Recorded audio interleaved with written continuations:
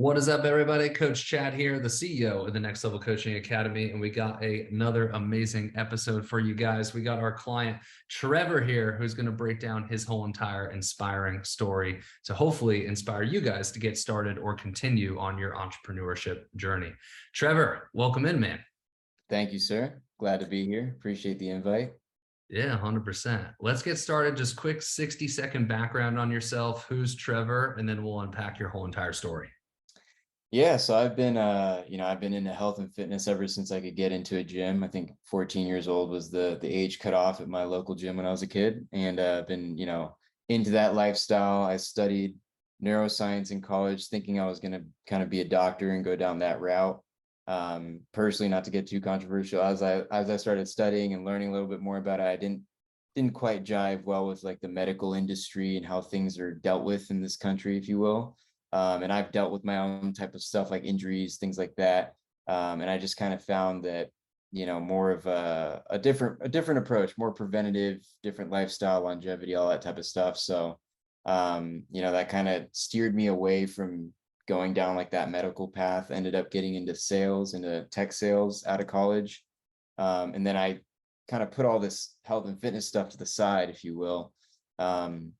Really focused on my job. And then when COVID hit, that kind of dream kind of came back up. And then I started working on it from, 2020 up until now when it comes to coaching people and things of that nature. So it was at that time I kind of found my niche, my passion, all of that. And then it just slowly kind of organically developed from there. Yeah. Hell yeah. Hell yeah. All right. So your original intent was medical, but then you realized that Western medicine is really focused on the symptom and not the root of the problem, right? So Exactly. from there you went into tech sales. It sounds like during the tech sales part of your career, you lost sight with your fitness journey. Is that correct? Yeah, I mean, so at the time I was doing Brazilian jiu-jitsu. So that was kind of my thing, was like, I'm gonna just sign up for jiu-jitsu. That's gonna keep me, healthy and fit. So I did that, but I was also going out on the weekends, drinking, eating out almost every day with the coworkers, just kind of living that lifestyle, especially being in like sales and they just kind of push that, work hard, play hard lifestyle. So yeah, I think jiu-jitsu kind of kept me tethered to the health and fitness, kind of my core, what I care about, if you will. But yeah, I definitely drifted a little bit. The priority shifted. I was more because, getting into sales is a lot. So I just kind of focused like, oh, I'm just going to get really good at this. Then I'll come back to my dream. Yeah, So 100%. So you had the dream of being an online coach prior to tech sales. Is that right? yeah, I didn't know exactly what that dream was. Like I just knew, like, because I had started getting into yoga and things like that. And then my family members started telling me, you should post like Instagram, you should post on Instagram, stuff like that. So I started posting on Instagram. But then that's when I kind of stopped. When I got into tech sales, I stopped posting and whatnot. But I knew that there was something for me there. I didn't know anything about online fitness coaching or anything like that. I just saw these other guys. Like I'd follow guys like Chris Heria from the calisthenics dude, and like some figures like that. And I was like, I want to be like them, Mhm. something like that, something online. I didn't know what it was, but I felt that kind of calling. Yeah. Yeah, 100%. For individuals that have a calling right now, but maybe went into a different direction similar to what you did, what would you say to that individual? I would say I'd say you obviously gotta put food on the table, like you gotta pay your bills and whatnot. So I think you got to keep focused on that dream, and you have to look at it like a practice, almost like kind of like I have like that white belt mentality of like, just keep showing up on that consistently. Even if you're working another job or something, don't put it too much on the back burner and keep showing up, because the more you show up, the more of an expert you'll become. And the easier that transition will become when it is time for you to like jump into your dream. You'll notice it all kind of starts to happen organically, because you're not pursuing like the business side of it per se, but you're pursuing the craft, so just Mm. work on the craft. Don't neglect the craft, and just kind of watch as things come to you. Like opportunities will come to you, people will come to you. And that's kind of like, in my belief, like that's kind of the universe saying like, hey dude, time to put more more into this, more and more and more. And then soon enough, I think you'll naturally be presented with like, okay, I can go down this road and give it my all and maybe take a bit of a risk, or I can play it safe. And we know how that goes. So Yeah, 100%. Dude, I love that. The white belt mentality. That's freaking awesome. That's cool. That's a very cool way of thinking about it. The analogy that I always give is it's kind of like a seesaw, right? Like you have your sales job up here, you have your dream down here. You're trying to get it to go the reverse, right? Over time, like you said, as you're working on it on the side, you have less time there, more time here. But once the seesaw gets here, you can then drop the time with your day job and give more job to the passion project or whatever it is to eventually get that tilted in the other direction. But white belt mentality, I like that one better. yeah, no, it's good. And another thing to your point too is like, if you could pick something that will eventually aid you in your business, because that's kind of why I got into sales too. It wasn't just completely random. It was also like, how can I don't know anything about business. I don't know anything about sales. I'm not I've been a science person in college and whatnot. So I had kind of that side, and I had like my passion, but I didn't know how to turn anything into a business. So I said, let me just go learn from the corporate world how things are done a little bit. And sure Mm, enough, it did really, really help. Like now, as you know, transitioning into this type of thing, hopping on a sales call is just like second nature to me now. So yeah. that was a huge help. I think if anyone doesn't know what to do, get into sales. Like Yeah, it's the one. no, I freaking preach that all the time. There's three skills you need to be successful in business. That's marketing, sales, and leadership, especially in the beginning phase, like getting it off the ground. It's almost 100% sales, next to obviously giving an amazing service as well. So that's really great advice. All right, let's get back on the timeline here. So we're in tech sales. COVID hits. What was the transition, tech sales to online coaching? How did that thought spawn? Yeah, so actually before COVID hit, I had got on a pretty weird and extreme diet called the carnivore Okay. diet. I'm sure many people have maybe heard about it, but Yeah, yeah. yeah, it was something that I heard about years prior, and it stuck with me because like at the time I was literally in biochemistry classes and whatnot, and when I heard this guy talking about it, this doctor on Joe Rogan, it made a lot of sense to me, and it kind of spoke to me in a lot of the problems that I felt, like joint pain, ADHD type of thing, foggy headedness. It really spoke to me, and I heard testimony after testimony, but it's very extreme, obviously, as it sounds. You're pretty much eating all meat. So I didn't do it for a while. But with the lifestyle I was living that we were just talking about, with just a lot of drinking, going out and eating and stuff like that, and doing jujitsu. Jujitsu really showed me, what health and performance really kind of is. Like you think you're in good shape, go grapple jujitsu for 5 minutes, just 5 minutes, and realize like, oh my God, like I'm not in the best shape I thought. So I started to that started to confront me more, like, just getting nauseous and getting like gassed out too early and things like that. So I was like, I'm just gonna try this thing just based on what I've heard. So I did it. First 2 weeks were really hard, but once I started adapting, I felt the best I'd ever felt in my life. And I'm not saying everybody should do this. I don't do it anymore. It was just kind of a one-time thing that I tried that really helped me and kind of, got me on a better, healthier track, so I started doing that. And then COVID hit like while I was doing that. So even before COVID hit, I was essentially like social distancing already, because you can't really socialize much if you can't drink, you can't really eat anything but meat, so I started to distance myself from people, and kind of go into monk mode, if you will, just kind of focusing on myself, staying strict on that diet. And COVID hit, and that gave me a lot of that diet helped me a lot, just like with all the little things that I had, bloating and all that, totally changed the way I thought about nutrition and whatnot. So, but I didn't sustain it because I started dreaming of fruit and just all this type of stuff. So I was like, this is not sustainable. So, I kind of came off of it, but that sort of sparked me in the direction of posting more and sharing my thoughts more about these things and getting more followers on social media and whatnot. And then with COVID hitting and working from home, it just gave me a lot more time and opportunity to kind of think about this and focus on like, how can I make something of this, And also in tandem with that whole thing, I also got into kettlebell training, which is like my whole judge, if you will. Like from jujitsu again, I met this Russian dude that I would grapple a lot with, and he was just one of the most savage guys. And I asked him after class, like, what do you do outside of this, man? Like, you're relentless. And he was like, just kettlebell. And I was like, oh, interesting. So I went to Dick's Sporting Goods after, got a couple kettlebells. So that was another thing. So, COVID hit, couldn't go do jujitsu or anything like that. So I just started focusing on the kettlebells, and kind of like that, having done the carnivore diet and whatnot, it got me back on track to paying a lot more attention to what I put into my body. And so that combined with the kettlebell training, I just kind of went all in. And that's when, I think a huge part of it, like back to the beginning part, is I just started to, kind of approach that as like my new practice. Like, I'm a white belt, I'm showing up. And just like in jujitsu, you show up, you show up, you show up. 10 years later, you're a black belt. So that was kind of what got me going, and just kind of posting things just to give people value. Like, I wasn't trying to sell anything, wasn't necessarily I still didn't really have the vision.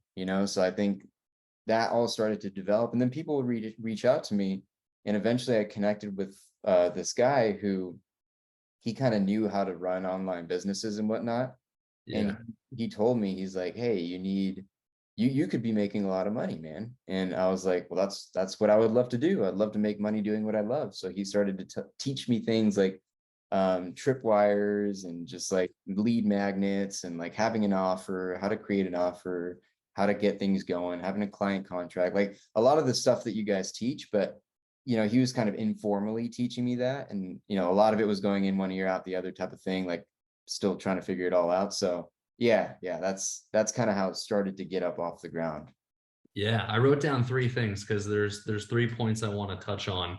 Let's start with the so you mentioned, once again, you mentioned the white belt to black belt and it taking 10 years. And I really want to talk about that 10-year portion, because I think in today's day and age where, you're scrolling through your Instagram, you see all the different business coaches, they're like, make money in 3 weeks, 4 weeks, like all this short timeline. And that hasn't been the case for me. And by the law of success, I don't think that's the case for anybody, right? So talk about, how did you develop this long-term mindset when it came to success in general? Yeah, so there's actually two things. So I have a buddy of mine he's always been in my ear, like ever since we graduated from college. Like, you need to do this, you need to do this. He kind of saw this whole vision even more than I did. Thankfully, he's kind of like an angel in my life. He'll always like pop in and out and just interestingly give me these inspiration and advice. And something he told me was, he taught me the 2-year rule. He was like, for social media, man, you just need to show up every day for 2 years, and you will be deemed an expert, like. And I Hmm. know that's a tall order, but it's kind of true. It's like, hey, if I force myself to show up every day for 2 years, no matter how I feel, no matter how I look, any of that, I'm just going to show up. And sure enough, that helped grow a pretty decent following, not a huge following, decent following. So that was kind of one thing that gave me that mindset of like, yeah, it's not going to happen overnight. I'm not going to create some magical Facebook ad. Maybe you can, but like, if you just really do the work and show up consistently for 2 years, just purely trying to give people value and share your story and showcase your journey, then I see almost no way of you not winning. Like, there's almost no way. And then that long-term mentality, it really did come from jujitsu, because you know it really humbles you. You go in there, no matter how young, fit, athletic, strong, anything you are, you'll go up against a 6-year-old dude who is a black belt, and he will humble you. He'll be right on top of you. He won't get off. And it's just like that type of thing. And just like, as you're doing jujitsu, what I noticed a lot is I would see like how these guys' bodies really just are there before mine is. Like, their nervous systems are it's more attuned. And I think we look at like something like jujitsu as like a brute force kind of fighting thing, but you realize like, no, man, it's so technical, it's so skill based, and this type of thing takes so long to like for your nervous system to get a handle on. And so Yeah. I started to think about that in everything. I was like, when I look at these sales guys, some of the top sales guys in tech and whatnot, like, these guys have been doing this for 10 plus years, and it's almost like anything in life. If you show up every day for 10 years, you'll be a black belt in whatever you do, like.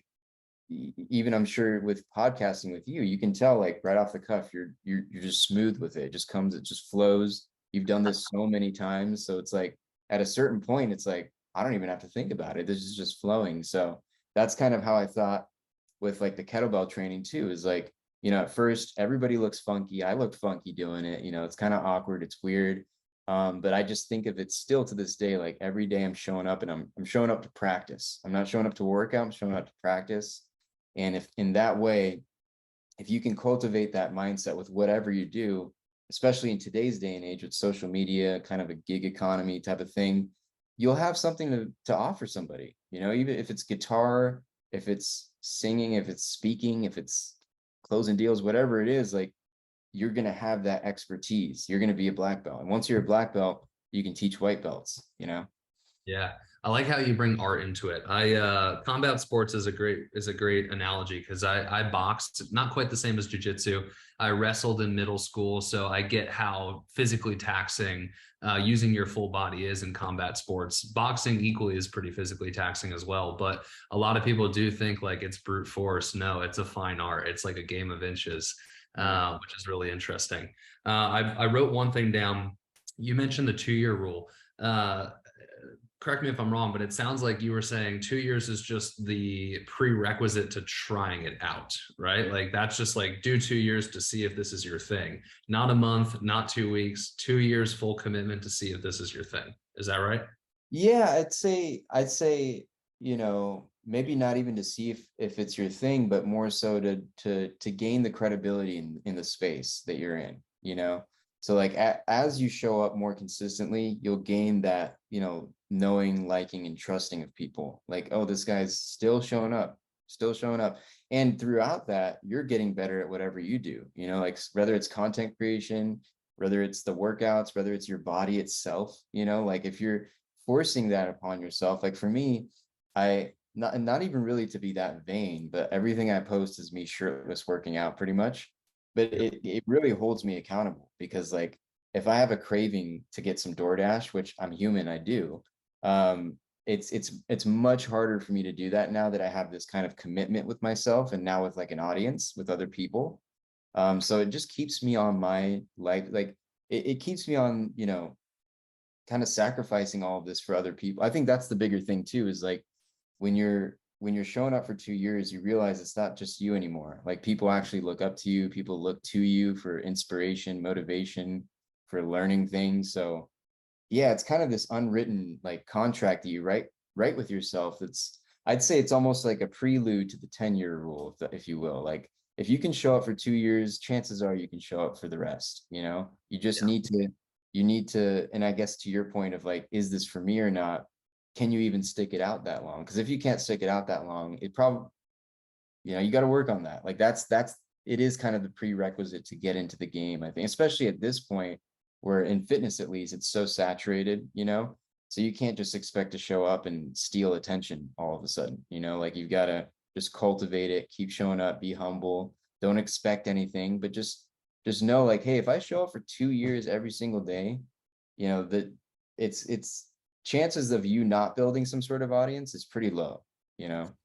Yeah, it's actually really interesting because the longer you're in it, the less your competition becomes, right? Because like you said, a lot of people after 2 years, they're going to fall off, right? So that pie is going to get smaller and smaller and smaller over time, the longer that you're actually in this industry, sport, whatever it may be. All right, back to the timeline. So everyone's going to have this question. You made the transition from tech to online fitness coach. What was that transition like mentally? Was it hard? Talk us through it. Yeah, so I still work in my job full time. All right, there we go. Yeah, I was talking to Christy about this yesterday though. I'm like, I'm definitely getting swamped. I'm definitely getting to that point where I have to go all in. I mean, I got to bet on myself at a certain point. So I guess I haven't made the official transition yet, but for me, it's been, I've kind of told myself once I can get to like 10K a month, that'll be my signal that I can do this, and I can support myself and, make at least close to what I make in tech. And I can put that aside. Right now, it's more of like a safety net, a loyalty thing sort of to the company and the people that hired me. But yeah, I'm definitely at that point where I'm like, okay, now that I have 20 plus clients and growing, I think I should pour all my love and attention into this craft and see where I can take it. Um, so yeah, I think also like I did have like goals in tech as well, like tech sales. Like I started off as an SDR, basically an appointment setter. And then I went up to management, like to your point at the beginning, leadership, huge. I learned so much being a manager for like a couple of years, like hiring, firing, training, getting to know people, motivating people, all that type of stuff. I learned a lot. Like, and then my other goal was I want to actually be in a closing role, like an account executive. So Hmm.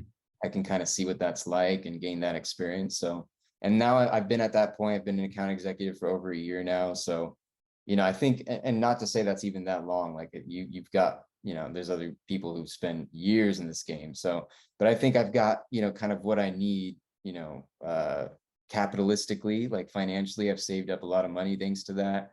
I've got a lot of skills and confidence from that. So, I think, yeah, it's for me, it's been really organic in the sense of like, let me just focus on my job and keep showing up on social media. And soon enough, I'll have like an audience of following that I should be able to monetize. Yeah, So 100%. that's kind of where I'm at. Uh, yeah. You're going to see the art of podcasting. I'm about to do a little pivot here. So, we haven't officially made the transition yet. So, a lot of people now their question is going to be, how do you balance both? Like, how did you grow to 20 clients while still working a full-time tech job? It's a question we get a lot. So, I'm excited for your answer. Yeah, well, I'll be honest, I'm 28 years old. I'm a single guy. I have a dog. That those are my responsibilities really. So Prerequisite to being a single guy is you have to have a dog. yeah, exactly.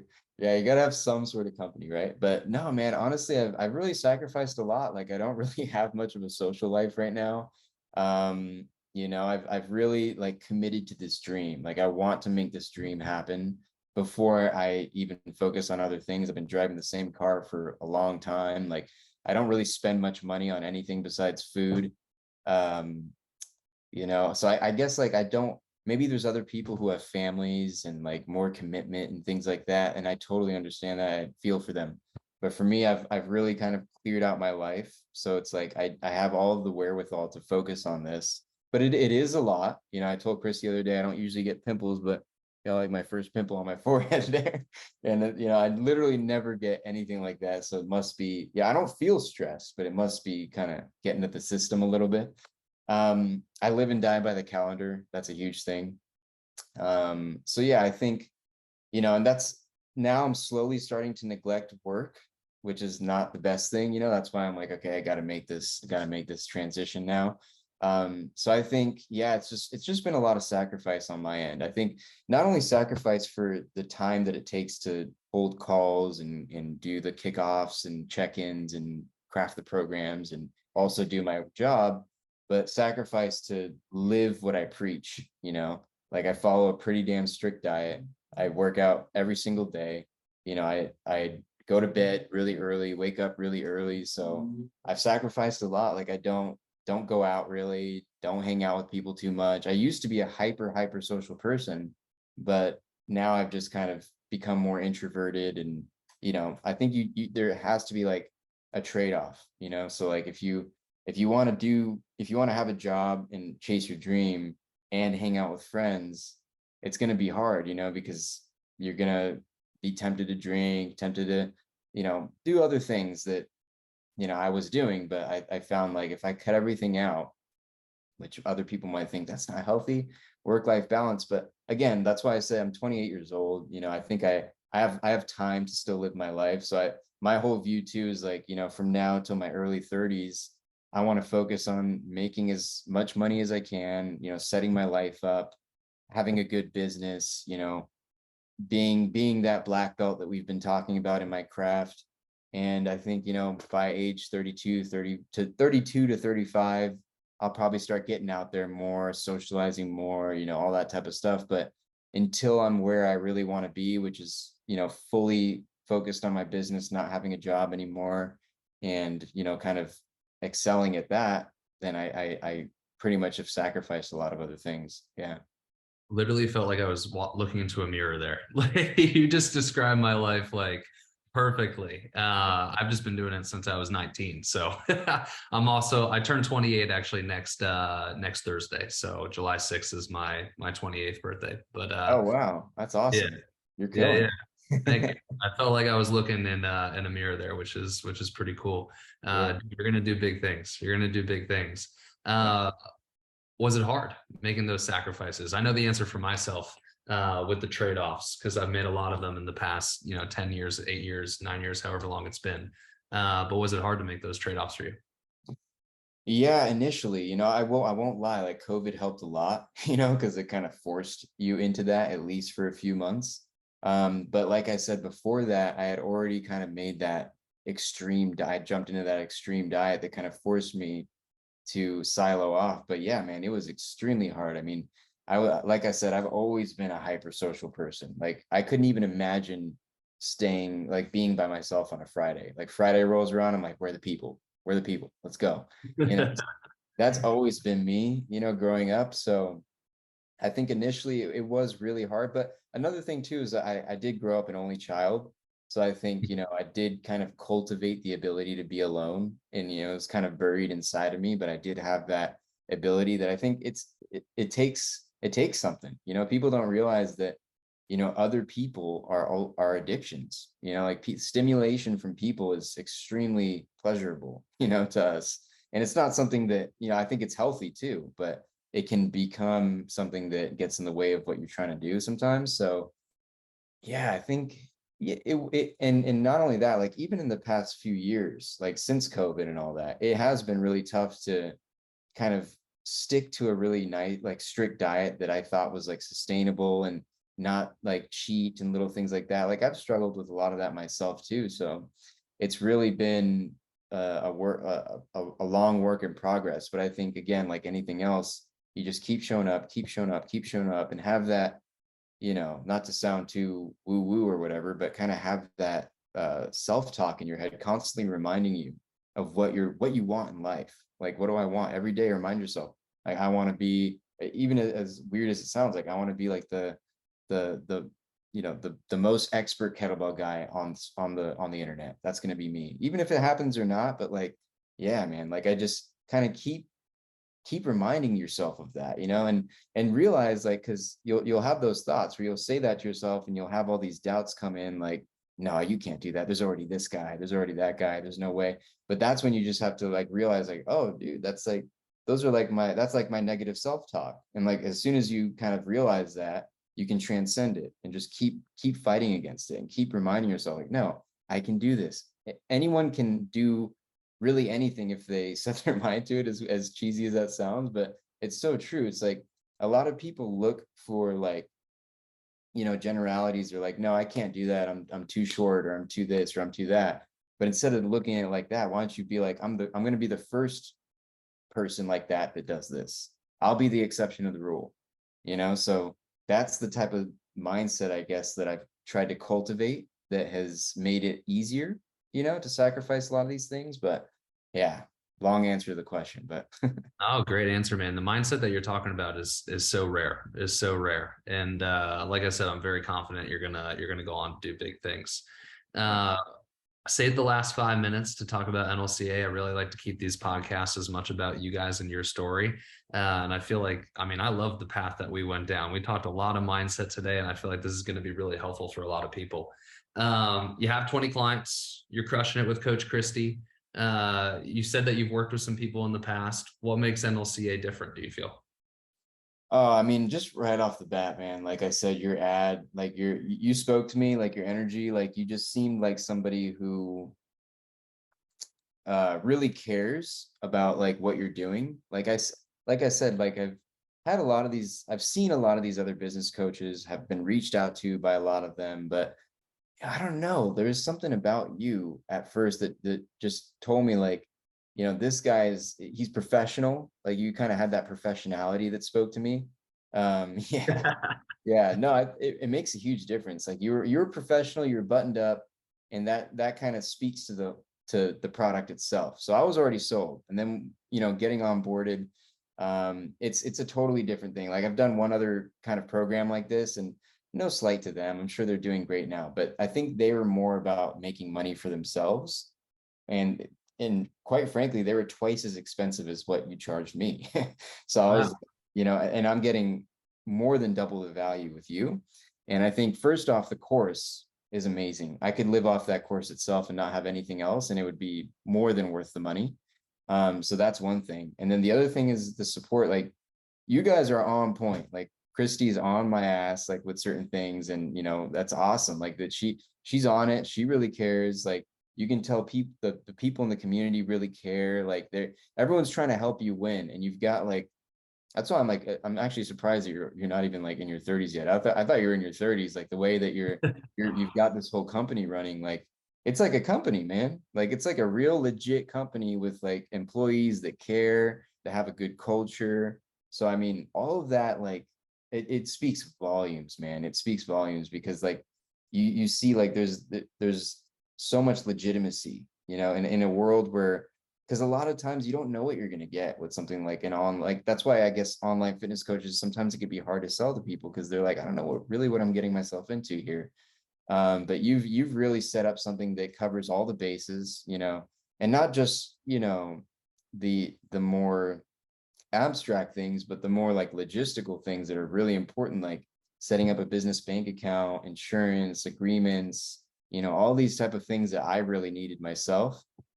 Even like your marketing plan, like all of that stuff, like it's all gold, dude. Like it's really like again, like that course is gold. That's like for me all I need. But the additive coaching calls, the one-on-ones are amazing too because it holds you accountable. It's like it's very structured. There's never any like uh cancellations or reschedules. Not even, of course, everyone's human, that happens, but it really hasn't happened. And that just again speaks to the professionalism of everything. So yeah, man, I mean, kudos to you. You've got like, because I've worked at a lot of tech companies, and they don't have that that type of culture, and these are companies that have like millions and millions of dollars like poured into them by investors. So it's pretty crazy. Yeah, well, I can't do it alone. The team is freaking amazing. And the biggest compliment you can ever give me is that our company culture is rock solid. That's something that I take a lot of pride in, and we collectively work really hard to uphold that standard. So I appreciate that. Yeah, man. I was even thinking, sorry, All good. yeah, because I got I got that book. You guys sent me a book at first. I think you Yep. sent me a little letter as well. I got a check-in from somebody else who's not even my coach, just somebody kind of doing, checking my pulse check. How's everything going? How are you feeling? All that stuff. It's almost intimidating to me because I'm like, damn, dude, like this guy must have put so much work into this to like get this whole machine up and running. Like, how am I gonna get something like that up and running? I'm gonna bust my ass for that. So no, All people, man. It's all people. Trust me, it's not just me. We have a great leadership team. We have a great team overall that puts in a lot of hard work. That's awesome. Yeah, it shows. It shows. Thank you, man. I appreciate that.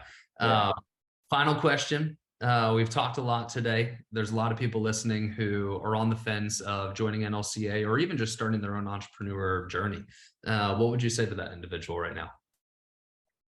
Oh, I would say like, be honest with yourself and say, are you ready for this? If you're ready and you've put in the work yourself, like 'cause again, we're coaching other people. So I think you need to have some sort of expertise in what you're doing. And if you have that, then invest in yourself with this because that's it. If you're there to the point where you can really serve and help a lot of people, then this is all you need to take off.